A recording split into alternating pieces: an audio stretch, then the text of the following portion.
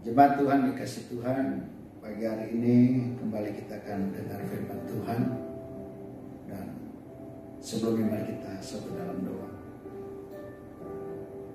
Bapa dalam Yesus Kristus, kami berterima kasih kami diberikan kesempatan dan kehormatan untuk mendengarkan kebenaran firman Allah.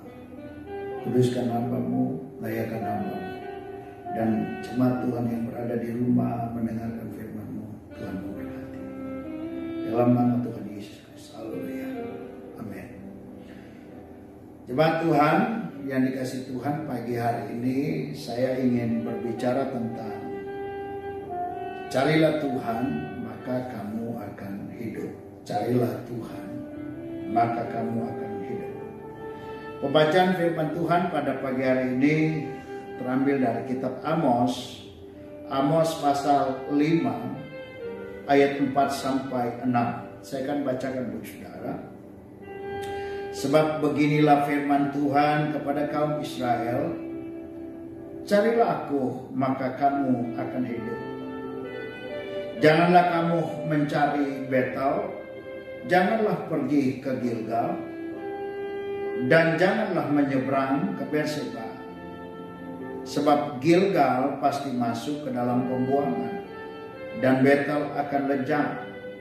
Carilah Tuhan maka kamu akan hidup, supaya jangan ia memasuki keturunan Yusuf bagaikan api yang memakannya habis, dengan tidak ada yang memadamkan bagi Betel. Saudara-saudara yang dikasihi Tuhan, kalau kita belajar firman Tuhan pada pagi hari ini, Amos adalah seorang hamba Tuhan yang berasal dari Yehuda. Yehuda itu kerajaan Israel Selatan, dan pada masa itu rajanya bernama Raja Uzia, Raja Uzia. Jadi Amos dari Yehuda, dia seorang peternak domba, disuruh Tuhan ke Israel, yaitu Israel Utara.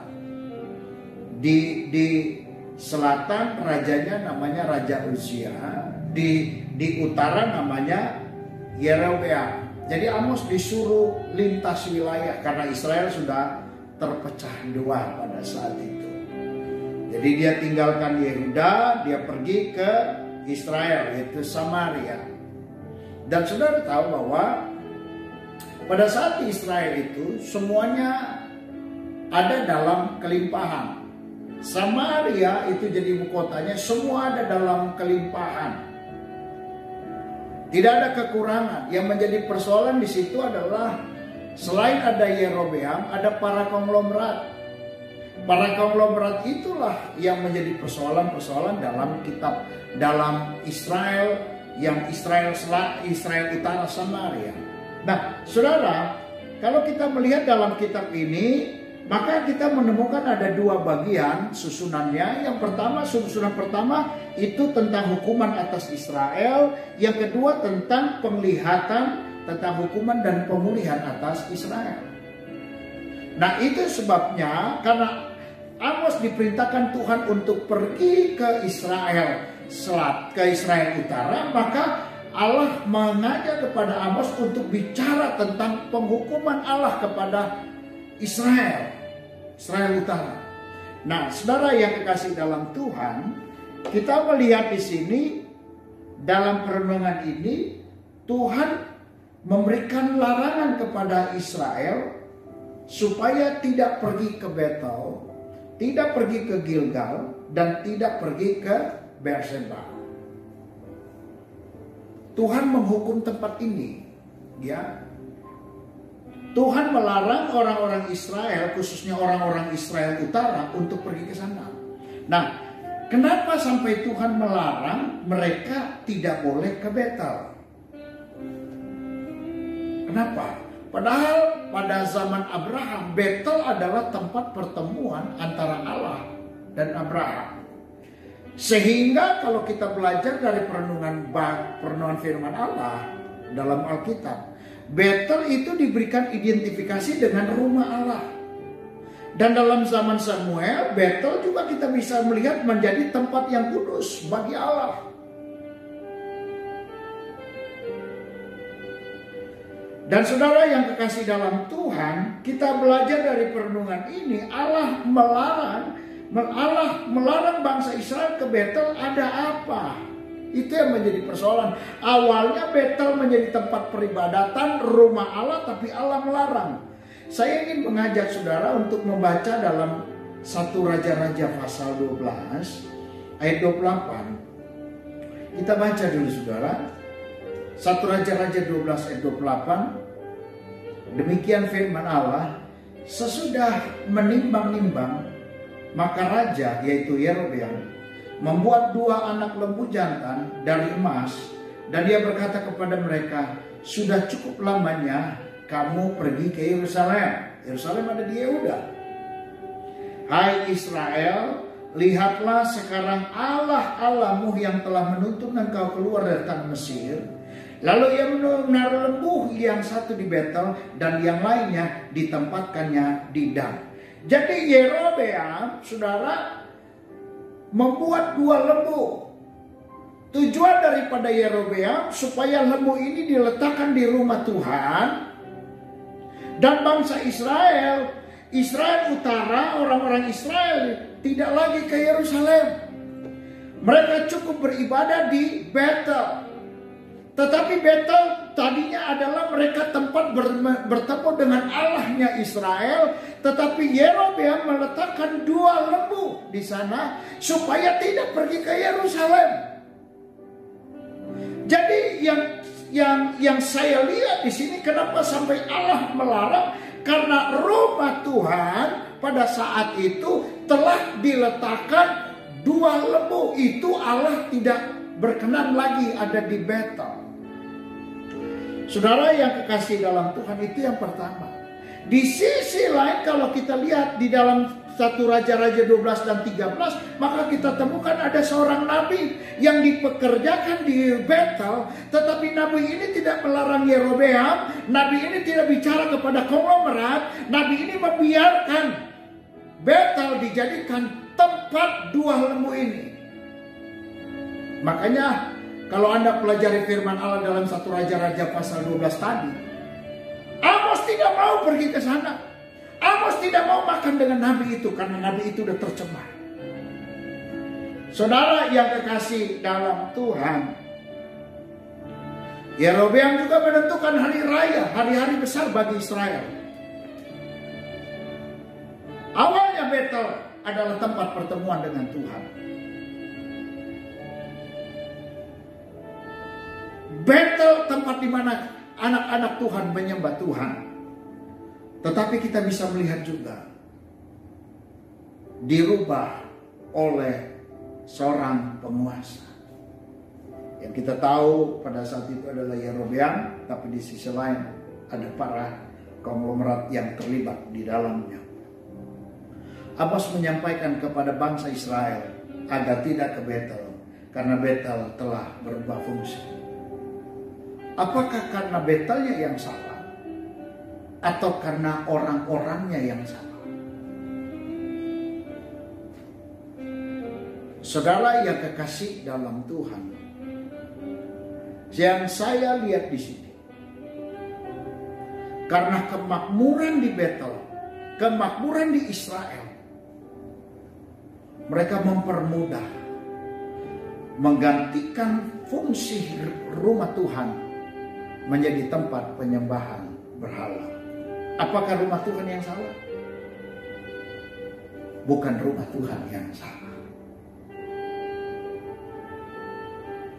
tetapi orang-orang tertentu yang punya kepentingan merubah fungsi rumah Tuhan.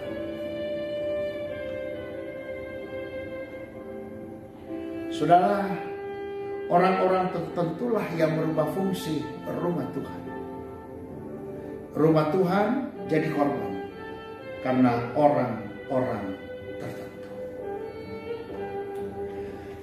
Saudara yang dikasih dalam Tuhan, kalau sampai saat ini kita masih dalam tracknya yang benar kepada Tuhan dan menjadi harapan, Jangan rusak rumah Tuhan. Hanya karena kepentingan kita.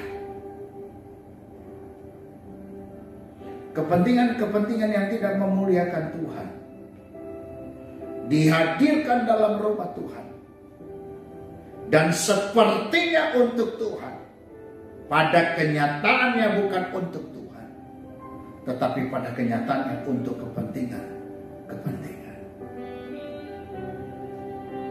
Saudara yang kekasih dalam Tuhan, saya ingin sampaikan kepada saudara.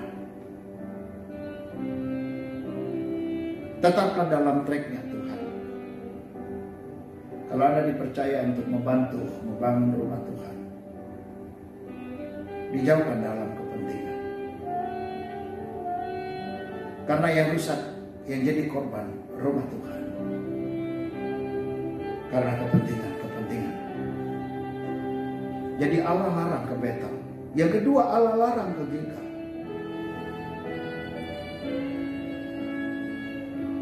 Padahal Gilgal adalah tempat operasional Israel sesudah penyeberangan dari Sungai Yordan. Perjamuan Paskah pertama dilakukan di Gilgal. Dan generasi yang baru dari Israel itu bertumbuh di Gilgal. Tetapi toh Allah melarang ke Gilgal. Ada apa dengan Gilgal? Mari kita melihat dalam kitab Hosea pasal 4 ayat 15. Hosea pasal 4 ayat 15. Jika engkau ini bersinar, maksudnya Israel, hai Israel utara. Jika engkau ini bersinar, hai Israel utara, yaitu Samaria, janganlah Yehuda turut bersalah. Jadi rupa-rupanya di Gilgal pun sudah jadi tempat perzinahan rohani di sana. Mereka tidak lagi beribadah kepada Allah di tempatnya Allah, di rumahnya Tuhan. Mereka tidak lagi beribadah kepada Tuhan karena di rumah Tuhan itu sudah ada perzinahan, penyembahan. Dengan bahasa sekarang perselingkuhan dalam penyembahan. Tidak lagi kepada Allah, tetapi Alkitab bilang dalam kebenaran ini, dan janganlah naik ke Bet Awen, dan janganlah bersumpah demi Tuhan yang hidup. Kenapa? Karena di Gilgal sudah ada perzinahan. Gilgal menjadi tempat penyembahan berhala. Allah tidak hadir di Gilgal karena ada orang Israel menghadirkan Allah lain di Gilgal. Allah tidak hadir di Gilgal karena ada orang-orang tertentu yang menghadirkan Allah lain di Gilgal. Apakah Gilgal yang salah?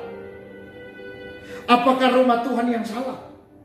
Tidak, yang salah bukan rumah Tuhannya.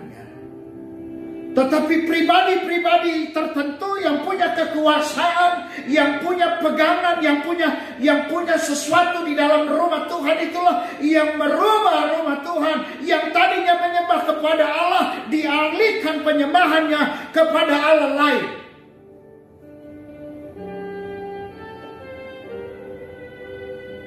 Allah memilih tidak hadir di Gilgal, bukan karena Allah tidak bisa mengeliminir Allah lain itu. Tetapi Allah tidak mau berdampingan dengan Allah yang dihadirkan oleh orang-orang tertentu. Allah tidak mau berdampingan dengan orang yang menghadirkan Allah lain di dalam rumah Tuhan. Maka Allah lebih memilih menarik diri. Saudara yang dikasih dalam Tuhan, biarlah kita tetap dalam tracknya Tuhan. Jangan menghadirkan Allah lain di dalam rumah Tuhan, karena itu akan merusak rumah Tuhan. Dan karena itu membuat Allah tidak rindu ada dalam rumah Tuhan.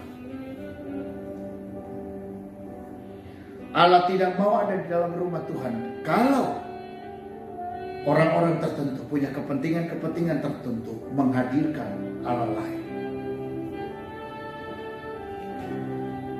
Yang ketiga,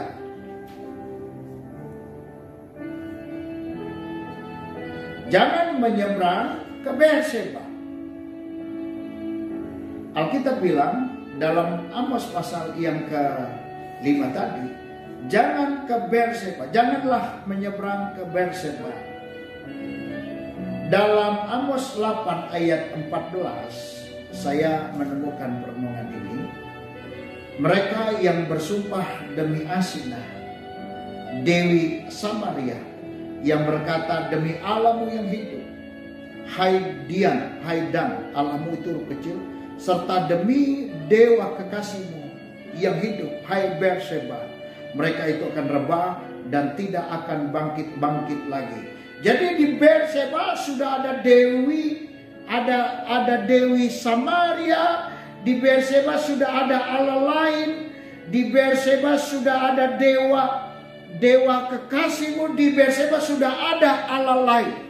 Jadi jelas di Berseba tidak lagi dijadikan tempat bagi rumah Tuhan, bukan tempat penyembahan kepada Tuhan, karena sudah dihadirkan dewa-dewa di sana.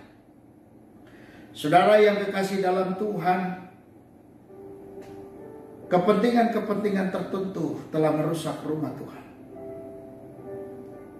Rumah Tuhan jadi korban. Berseba jadi korban. Betel jadi korban. Gilgal jadi korban. Oleh siapa?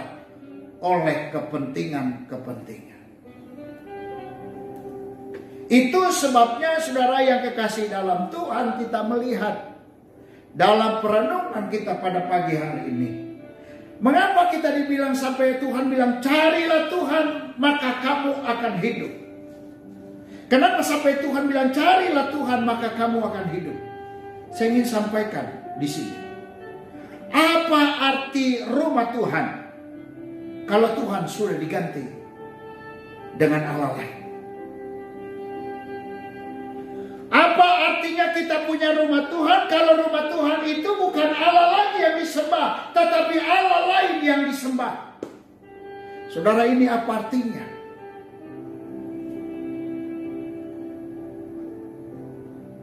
Sebagai hamba Tuhan, saya bersuara kepada saudara-saudara. Kalau Anda bisa ambil bagian bagi pekerjaan Tuhan, biar hanya Tuhan yang dipermuliakan.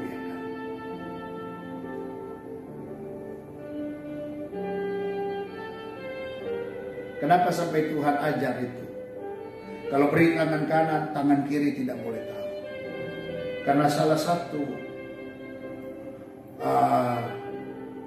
kelemahan manusia selalu ingin mendapat apresiasi. Kalau nggak dapat apresiasi, manusia menarik diri.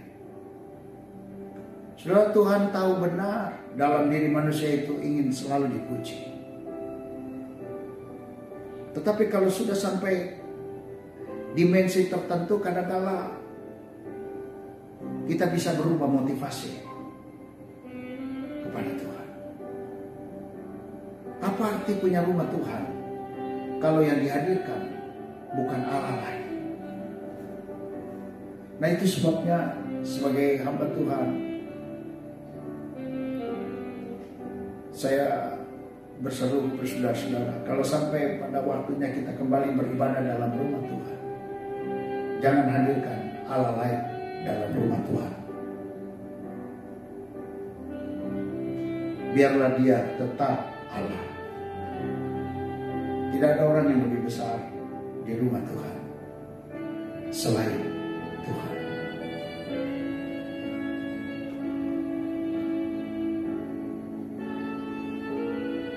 Rumah Tuhan tidak pernah salah. Yang salah adalah pribadi-pribadi tertentu. Jadi saudara, kita bisa melihat Betel tidak salah, Gilgal tidak salah, Berseba tidak salah. Tetapi persoalannya ada orang-orang tertentu yang punya motivasi yang salah di dalam membangun Betel, di dalam membangun Berseba, di dalam membangun membangun di Gilgal itu persoalannya. Sampai Tuhan tidak menghadir di sana karena pribadi-pribadi itu sudah menghadirkan Allah lain di Gilgal, di Betel, dan di Berseba.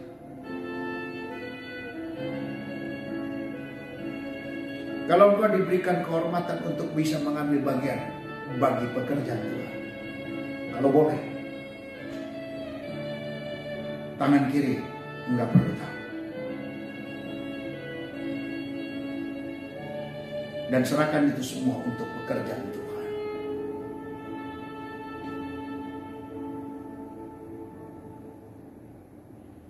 Bukan rumah Tuhan yang salah.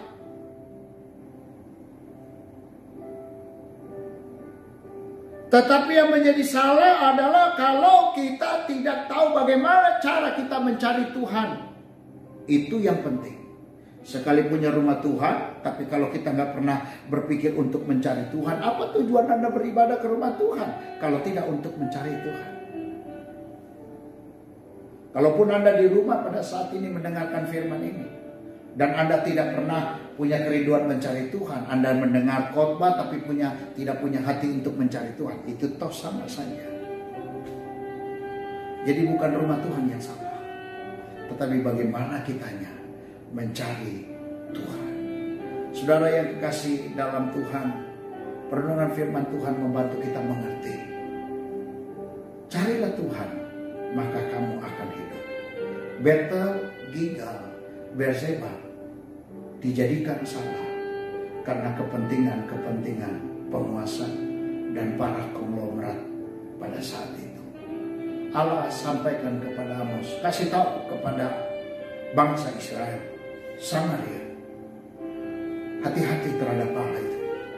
Karena penguasa, Yerobeam, para konglomerat sudah pegang kendali di dalam rumah Tuhan. Sehingga rumah Tuhan disalahfungsikan. Mereka menghadirkan Allah lain dalam rumah Tuhan. Nah, kalau dalam konteks kekinian, mungkin kita tidak menghadirkan lembu, kita tidak menghadirkan Allah lain.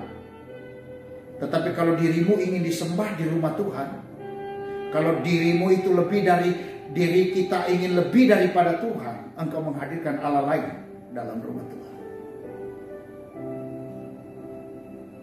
Kalau diri kita ingin lebih daripada Tuhan, tanpa kita sengaja kita menghadirkan Allah lain dalam rumah Tuhan. Itu sebabnya Allah selalu mengajak kita untuk sujud menyembah kepada Dia. Kenapa sampai diajak untuk sujud? Supaya kita bisa merendahkan diri. Dan kalau kita berada dalam rumah Tuhan, hanya Tuhan yang dipermuliakan. Saya percaya kebenaran ini membantu kita untuk mengerti. Nanti satu waktu kalau kita kembali ke rumah Tuhan, di tempat di mana kita beribadah, cari Tuhan. Dan saudara-saudara yang dikasihi Tuhan, jangan hadirkan Allah lain dalam rumah Tuhan. Biarlah hanya Tuhan yang diagungkan. Dan jangan persalahkan rumah Tuhan. Tetapi bukan rumah Tuhan yang salah, tapi kepentingan-kepentingan yang sudah merubah fungsi rumah Tuhan. Kiranya kebenaran ini membantu kita untuk mengerti firman Tuhan. Carilah Tuhan, maka kamu akan hidup. Mari kita berdoa. Terima kasih untuk perenungan firman Tuhan pada pagi hari ini. Tuhan memberkati kami. Biarlah perenungan ini memberikan pencerahan bagi kami, pengertian bagi kami yang baru.